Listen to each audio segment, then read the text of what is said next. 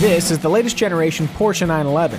Known internally as the 991, it takes the helm from the highly successful 997 that preceded it.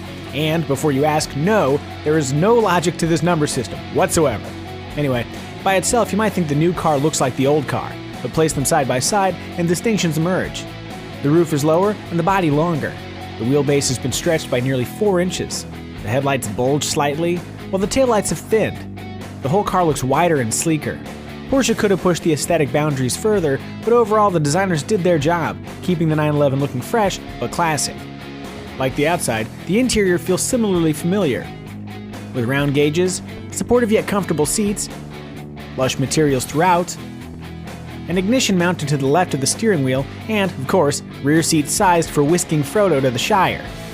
From a mechanical perspective, the 911 pulls off a neat trick, offering more power and more efficiency.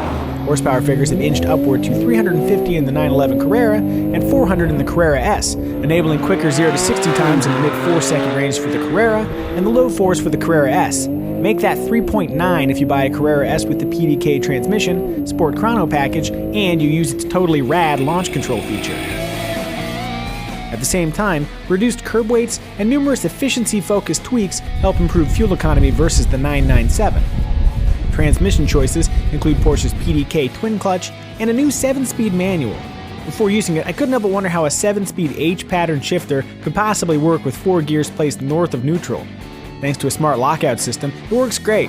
7th gear can only be selected if 5th or 6th have been selected first. It is possible to accidentally select 7th when moving from 6th to 5th, but with increased usage we learn to avoid doing so. The Pdk transmission also features 7 forward gears, selectable via paddle shifters. Or the driver can just let the transmission shift itself, a nice feature when inching through traffic on the way to your dental practice. The latest gen Pdk also includes 2 noteworthy new features. The first is the ability to coast. Take your foot off the throttle at speed, and the Pdk can disengage its clutches, letting the engine drop to idle to save fuel. In practice, the coast function operates with near transparency. The other new feature is automatic engine shutoff, which reduces fuel consumption by selectively shutting down the engine when the vehicle is stopped. Pull your foot off the brake and the engine fires back up. Do so really quickly, and it is possible to slightly outpace the restart, but just barely. Engine shutoff can also be activated on the manual-equipped 911 by selecting neutral and letting the clutch out when stopped. Another efficiency-enhancing feature is the 991's new Electromechanical steering system. This little addition is far more controversial. You see, Porsches and 911s in particular are known for stellar steering feel, transmitting information about every pebble from the tarmac, through the tires, wheels, suspension, and steering components, right to the driver's hands. Mess with that, and the Porsche Elite might revolt. Well, grab those pitchforks, because the 991 steering is indeed less communicative than the 997's. Where the previous car's steering wheel twitched back and forth like Mark McGrath on Speed, the new car's wheel is much calmer. Add to that the increased stability afforded by the 991's longer wheelbase, and hardcore Porsche fans might never unbunch their lederhosen. Twitchy, death-taunting sports cars will always have their fans, but based on what Porsche knows about their customers, they chose to dial back the road feel and dial up the efficiency and stability. We can see why. Steadier steering and improved stability make the new 911 less stressful to drive, especially at higher speeds, which should play well with the vast majority of buyers who just want a fast, thrilling car that won't kill them. All that aside, the 991 is an amazing performer on the road and track. The chassis is incredibly well sorted, gracefully handling quick transitions, through this slalom for example.